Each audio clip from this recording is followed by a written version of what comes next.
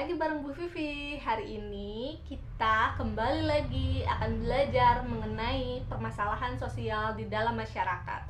Jadi, menyambung materi yang kemarin, setelah kita banyak ngobrolin tentang pengangguran sebagai salah satu permasalahan sosial, hari ini kita akan belajar mengenai kemiskinan sebagai salah satu permasalahan sosial di dalam masyarakat. Seperti yang Ibu katakan kemarin, karena permasalahan sosial itu banyak sekali ragamnya, makanya kita akan memecahnya ke dalam beberapa bagian. Nah, dalam video kali ini kita akan ngobrolin tentang kemiskinan. Kalian pasti tidak asing kan berbicara mengenai kemiskinan. Kemiskinan adalah ketidakmampuan seseorang dalam memenuhi kebutuhan primernya. Nah, teman-teman tahu kan kebutuhan primer itu apa aja? Salah satunya pangan, sandang, dan papan. Nah, jadi ketika seseorang tidak mampu memenuhi kebutuhan pangan, sandang, dan papannya, itu berarti orang tersebut dapat dikategorikan sebagai seseorang yang mengalami kemiskinan. Faktor apa aja sih Bu yang menyebabkan terjadinya suatu kemiskinan itu? Salah satu faktornya adalah yang pertama, faktor daripada individu itu sendiri. Jadi, apabila ada seorang individu yang tidak mau berusaha atau tidak mau mencari pekerjaan untuk memenuhi kebutuhan hidupnya, itu berarti kemiskinan tersebut adalah suatu kemiskinan yang diciptakan karena kesalahan daripada individu itu sendiri. Yang kedua, ada faktor keluarga. Ketika di dalam suatu keluarga tingkat pendidikannya rendah, biasanya mereka cenderung tidak memikirkan pendidikan dan pekerjaan yang layak. Jadi biasanya faktor keluarga yang melatar belakangi ini didasari daripada pendidikan yang rendah. Jadi keluarga dari tingkat pendidikan yang rendah, apabila keluarga tersebut tidak mau berusaha ya, cenderung menerima kemiskinannya, itu juga bisa disebut salah satu faktor yang melatar belakangi terjadinya kemiskinan. Mengakibatkan kemiskinan yang terus beruntun, tidak ada yang mampu menghentikan kemiskinan tersebut, maka salah satu faktor yang melatar belakangi kemiskinannya adalah keluarga. Yang ketiga, ada faktor agents. Jadi faktor agents ini biasanya dilatar belakangi oleh suatu faktor di luar daripada diri kita. Contohnya peperangan, atau misalnya gara-gara ketidakmampuan pemerintah dalam mengatasi kemiskinan, faktor ekonomi, dan lain sebagainya. Jadi faktor agents itu faktor yang di luar diri kita atau aksi daripada orang lain. Yang keempat, ada faktor struktural. Biasanya faktor struktural ini diakibatkan oleh suatu sistem struktur sosial. Bila teman-teman menemukan di suatu negara yang sistem strukturnya tertutup seperti sistem kerajaan, sistem kasta, sistem kekaisaran, mereka yang tidak memungkinkan masyarakat kelas bawah ini berada di puncak struktur sosial, maka salah satu faktor kemiskinan itu terjadi di struktur sosial. Struktur sosial yang seperti apa? Struktur sosial yang berbentuk kerajaan, kekaisaran, kasta, dan lain sebagainya gitu. Paham ya? Yang kelima adalah alokasi.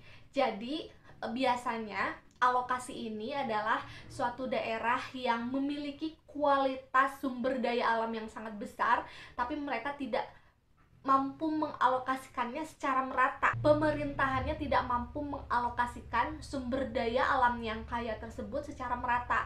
Maka walaupun daerah tersebut memiliki SDA yang sangat tinggi, tapi mereka tetap miskin karena ketidakmampuan pemerintah dalam mengalokasikan sumber daya alam tersebut. Yang keenam, ada keterbatasan persediaan fasilitas umum.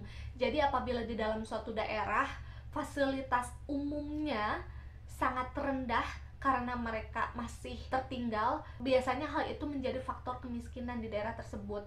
Yang ketujuh, ada ketidakmampuan penggunaan teknologi. Nah, di zaman digital seperti sekarang ini, di era milenial seperti ini, kemampuan-kemampuan teknologi harus terus diasah, karena apabila ada masyarakat yang tertinggal dan tidak memiliki kemampuan untuk menggunakan teknologi, salah satunya gadget, mereka akan terus tertinggal dan tergerus oleh zaman. Jadi mereka tidak mampu menggunakan teknologi, akhirnya mereka harus bertahan dengan kemiskinan yang terus menjerat mereka. Yang kedelapan, ada kurangnya lapangan pekerjaan. Ini udah jelas ya, di bab pengangguran pun sudah banyak dibahas. Yang kesembilan, ada ketidakmerataan pendapatan penduduk. Jadi teman-teman pernah melihat gak bahwa ada suatu pegawai dengan pendapatan yang sangat berlebih dan mampu membeli segala kebutuhannya dari pendapatan tersebut, sementara ada seorang pegawai yang pendapatannya hanya cukup untuk kebutuhan pangan saja. Ketidakmerataan pendapatan penduduk tersebut menjadi salah satu faktor daripada kemiskinan. Yang ke-10, ada biaya kehidupan yang sangat tinggi. Kalau kalian melihat biaya kehidupan yang terjadi di kota Jakarta, sangat tinggi sekali. Biaya kehidupan di Jakarta yang sangat tinggi ini adalah salah satu dari akibat ketidakseimbangan pendapatan penduduk. Yang ke-11, biasanya salah satu faktor kemiskinan yang terjadi di masyarakat karena kurangnya perhatian dari pemerintah. Nah, makanya salah satu faktor yang sangat penting adalah perhatian dari pemerintah, karena pemerintah memiliki kebijakan-kebijakan yang mestinya bisa meningkatkan pendapatan penduduk. Selanjutnya ada 3 konsep dasar kemiskinan. Yang pertama ada kemiskinan subjektif, yang kedua ada kemiskinan absolut, yang ketiga ada kemiskinan relatif.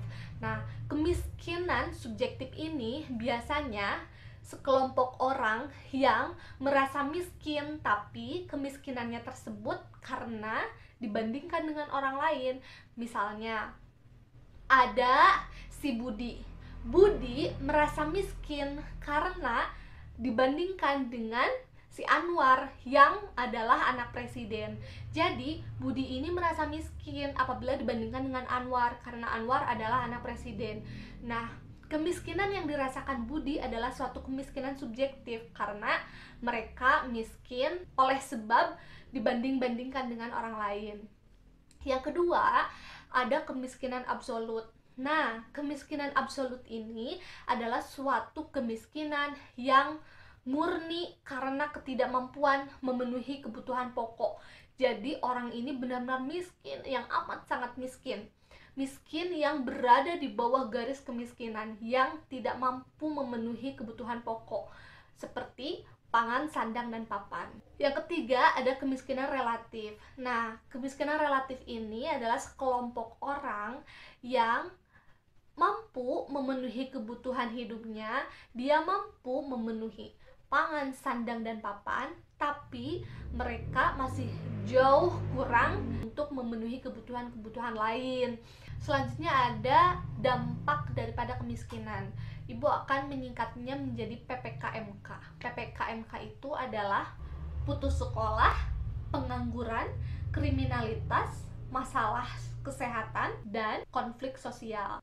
Lalu, ada nggak sih Bu upaya-upaya untuk mengentaskan kemiskinan? Nah, biasanya upaya untuk mengentaskan kemiskinan itu dibagi menjadi 2, ada kebijakan langsung dan kebijakan tidak langsung. Biasanya, kebijakan-kebijakan langsung ini berupa pemberian langsung tunai atau berupa pembagian THR, berupa pembagian beras raskin, pemberian rumah kepada masyarakat miskin, atau program pembangunan wilayah dan lain sebagainya. Bentuk-bentuk kebijakan langsung ini adalah suatu bentuk kebijakan yang benar-benar real, bantuannya terasa oleh masyarakat. Nah, sementara kebijakan tidak langsung ini adalah suatu kebijakan yang tidak bisa dirasakan secara langsung oleh masyarakat. Contohnya, pengendalian jumlah penduduk, upaya menciptakan kestabilan ekonomi oleh pemerintah, suatu kebijakan yang masyarakat tidak mampu merasanya secara langsung. Nah, hal-hal seperti itu disebut sebagai kebijakan tidak langsung. Oke, mungkin untuk bab kemiskinan dicukupkan sekian. Selanjutnya akan ada ragam permasalahan yang lain seperti kriminalitas, disorganisasi keluarga, dan lain sebagainya. Makanya ditunggu aja videonya setiap minggu. Jangan lupa dicatat. Cukup sekian dari Bu Vivi hari ini. Bye!